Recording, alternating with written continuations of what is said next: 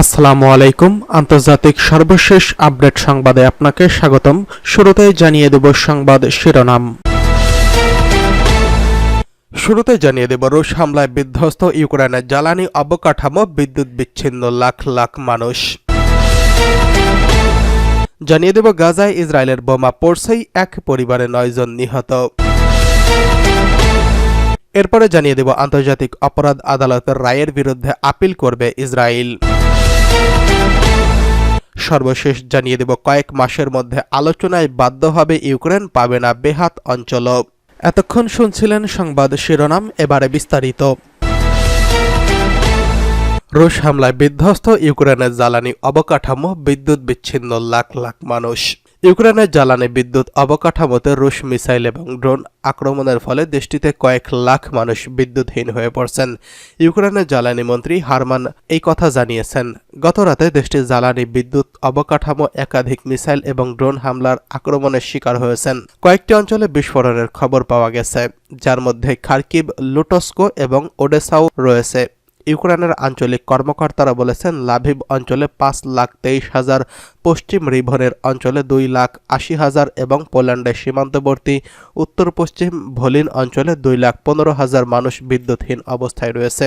তারা ক্ষতিগ্রস্ত বিদ্যুৎ কেন্দ্রগুলো সরানোর কাজ শুরু করছেন। কিয়েভ নগর কর্তৃপক্ষ জানিয়েছে, রাজধানী লক্ষ্য করে নিক্ষিপ্ত সমস্ত মিসাইল প্রতিহত করা হয়েছে, তবে আশপাশের এলাকাগুলোতে ক্ষয়ক্ষতির খবর পাওয়া গেছে। বিবিসি ও আল জাজিরা এই খবর নিশ্চিত করেছেন। ইউক্রেনের আঞ্চলিক গভর্নর সামাজিক যোগাযোগ মাধ্যমে লিখেছেন, তার অঞ্চলে 2টি জেলা ব্যাপক ড্রোন হামলার শিকার হয়েছেন। এতে কয়েকজন বেসামরিক নাগরিক আহত হয়েছেন। ইউক্রেনের বিমান বাহিনী জানিয়েছে, বিদ্যুৎ জ্বালানি অবকাঠামো লক্ষ্য করে 188টি মিসাইল এবং ড্রোন ছুড়েছে রাশিয়া, যার মধ্যে 76টি কালিব্রো ক্রুজ মিসাইল এবং 3টি KH-59, KH-69 মিসাইল এবং 35টি ড্রোন তারা সফলভাবে প্রতিহত করেছে। রাশিয়া এই আক্রমণের মধ্যে একটি পারমাণবিক বিদ্যুৎ ইউনিটের সংযোগ বিচ্ছিন্ন করেছে। ইউক্রেন 4টি পারমাণবিক বিদ্যুৎ কেন্দ্র পরিচালনা করছেন, যার মধ্যে মোট 15টি রিঅ্যাক্টর রয়েছে।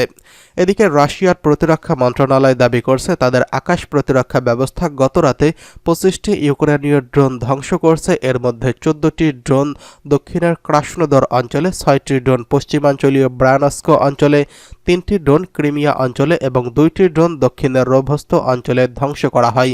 এই হামলার বিষয়ে রাশিয়ার প্রেসিডেন্ট ভ্লাদিমির পুতিন এক বিবৃতিতে বলেছেন, গত সপ্তাহে যুক্তরাজ্য ও যুক্তরাষ্ট্রের অস্ত্র দিয়ে ইউক্রেনের হামলার জবাবে রাশিয়া গতরাতে 90টি ক্ষেপণাস্ত্র এবং 100টি ড্রোন দিয়ে ইউক্রেনে পাল্টা আঘাত করেছে।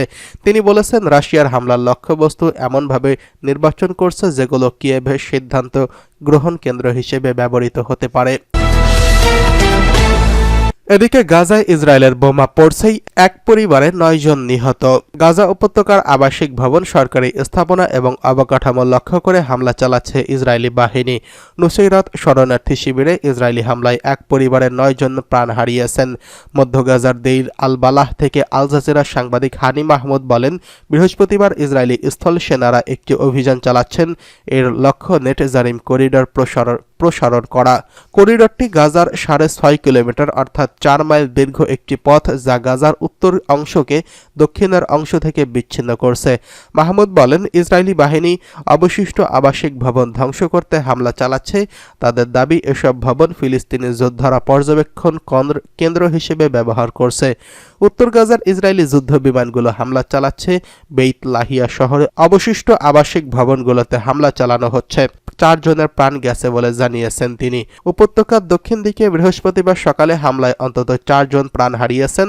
বার্তা সংস্থা ওয়াফা জানিয়েছে, দক্ষিণে খান ইউনুসের পূর্বে আবাসন শহরের শরণার্থী শিবিরের পাশে ইসরায়েলি ড্রোন ফিলিস্তিনি বেসামরিকদের একটি গোষ্ঠীর উপর হামলা চালিয়েছে। সাম্প্রতিক সময় এসব হামলা দিয়ে ইসরায়েলি সেনাবাহিনী কোনো কথা বলেনি। ইসরায়েলি বাহিনীর দাবি, হামাসকে লক্ষ্য করে তারা হামলা চালিয়েছে এবং বেসামরিকদের হতাহতের ঘটনা এড়ানোর চেষ্টা করেছে। চলতি মাসের শুরুতে জাতিসংঘ বলেছিল, নিহতদের মধ্যে 70% বেশি নারী ও শিশু। গত বছরের 7 অক্টোবর থেকে এই পর্যন্ত গাজায় ইসরায়েলের যুদ্ধে 44,000 ফিলিস্তিনি প্রাণ হারিয়েছেন। এদিকে আন্তর্জাতিক অপরাধ আদালতের রায়ের বিরুদ্ধে আপিল করবে ইসরায়েল। প্রধানমন্ত্রী বেঞ্জামিন নেতানিয়াহু ও সাবেক প্রতিরক্ষা মন্ত্রী ইয়েভ গ্যালান্টের বিরুদ্ধে আন্তর্জাতিক অপরাধ আদালত আইসিসি যেই গ্রেফতারি পরোয়ানা জারি করছে, এই সিদ্ধান্তের বিরুদ্ধে আপিল করার সিদ্ধান্ত নিয়েছে ইসরায়েল। বুধবার দেশটির প্রধানমন্ত্রীর কার্যালয় থেকে এক সংক্ষিপ্ত বিবৃতিতে এই তথ্য নিশ্চিত করা হয়েছে। এতে বলা হয়েছে, যদিও ইসরায়েল আইসিসির পরোয়ানা প্রত্যাখ্যান করছে, তবে তেল আবিব আদালতকে জানিয়েছে রায়ের বিরুদ্ধে আপিল জমা দেবে। এতে তুলে ধরা হবে গ্রেফতারি পরোয়ানা কতটা অযৌক্তিক এবং ভিত্তিহীন। গ্রেফতারি পরোয়ানা বাস্তবায়নে বিলম্ব করার অনুরোধ করা হয়েছে ইসরায়েলের তরফ থেকে। যদিও পরোয়ানা ইতিমধ্যে জারি করা হয়েছে, আইন অনুসারে আপিল বিচারাধীন থাকা অবস্থায় পরোয়ানা স্থগিত করার অধিকার আদালতের রয়েছে, আর এই সুযোগটি কাজে লাগাতে চায় ইসরায়েল। নেতানিয়াহুর কার্যালয় থেকে বলা হয়েছে, আন্তর্জাতিক অপরাধ আদালতকে একটি নোটিশ দিয়েছে ইসরায়েল। তারা আদালতে আপিল করার ইচ্ছা প্রকাশ করেছে এবং গ্রেফতারি পরোয়ানার কার্যকারিতা বিলম্বিত করার দাবি জানাচ্ছে। এতে বলা হয়েছে, নেতানিয়াহু বুধবার জেরুজালেমের মার্কিন রিপাবলিকান সিনেটর লিন্ডসে গ্রাহামের সঙ্গে তার অফিসে সাক্ষাৎ করেছেন, যেখানে সিনেটর প্রধানমন্ত্রীকে জানিয়েছেন মার্কিন কংগ্রেসের আইসিসির বিরুদ্ধে ট্রাম্প প্রশাসন আইসিসির উপর নিষেধাজ্ঞা চিন্তা করছে বলে জানা গেছে। গত সপ্তাহে আইসিসি গাজায় যুদ্ধ অপরাধ ও মানবতা বিরোধী অপরাধের অভিযোগে নেতানিয়াহু তার সাবেক প্রতিরক্ষামন্ত্রী ও হামাসের সামরিক নেতা ইব্রাহিম আল মাসুরির বিরুদ্ধে গ্রেফতারি পরোয়ানা জারি করছে। এই নিয়ে আন্তর্জাতিক পরিমণ্ডলে অনেক দেশে ভ্রমণের ঝুঁকির মধ্যে রয়েছে নেতানিয়াহু। এদিকে আগামী কয়েক মাসের মধ্যে আলোচনায় বাধ্য হবে ইউক্রেন পাবে না বেহাত অঞ্চলও। প্রেসিডেন্ট জো বাইডেন সম্প্রতি ইউক্রেনকে রাশিয়ার গভীরে এটিএসিএমএস ক্ষেপণাস্ত্র দিয়ে হামলা চালানোর অনুমতি এবং কিয়েভকে বিতর্কিত অ্যান্টি পার্সোনাল ল্যান্ডমাইন সরবরাহের সিদ্ধান্ত নিয়েছেন। ইউক্রেনের সামরিক ক্ষতি, ডোনাল্ড ট্রাম্পের নির্বাচন এবং যুদ্ধক্ষেত্রে উত্তর কোরিয়ার সেনাদের উপস্থিতির এসব প্রেক্ষাপটে এই সিদ্ধান্তগুলো নিয়েছিলেন জো বাইডেন। কিন্তু তার ইউরোপীয় মিত্ররা এই সিদ্ধান্তগুলো সমালোচনা করে বলেছেন অনেক দেরি হয়ে গেছে। ওয়াশিংটন পোস্টে প্রকাশিত এক প্রতিবেদনে জানাচ্ছে, মার্কিন কর্মকর্তারা এখন স্বীকার করতে শুরু করেছেন ইউক্রেন হয়তো রাশিয়ার থেকে আলোচনা করতে বাধ্য হবে এবং তাদের হয়তো শেষ পর্যন্ত নিজেদের দাবি করা অঞ্চল ছেড়ে দিতে হতে পারে। অনেক মার্কিন কর্মকর্তা এখন মানেন যে কয়েক মাসের মধ্যে ইউক্রেনকে রাশিয়ার সঙ্গে আলোচনা করতে হতে পারে। প্রতিবেদনে বলা হয়েছে, ডোনাল্ড ট্রাম্প জানুয়ারিতে হোয়াইট হাউসে ফিরে আসার আগে কিয়েভের বাহিনী যখন ক্রাস্কো অঞ্চলে রাশিয়ার দখলকৃত এলাকা পুনরুদ্ধারে যুদ্ধ করছে, তখন ইউক্রেন সম্ভবত গত 3 বছরের মধ্যে সবচেয়ে দুর্বল অবস্থানে রয়েছে। কিয়েভের বিদেশি মিত্রদের মধ্যে এখন এই নীরব স্বীকৃতি ছড়িয়ে পড়েছে যে ইউক্রেনকে তাদের কিছু এলাকা পরিত্যাগ করতে হতে পারে।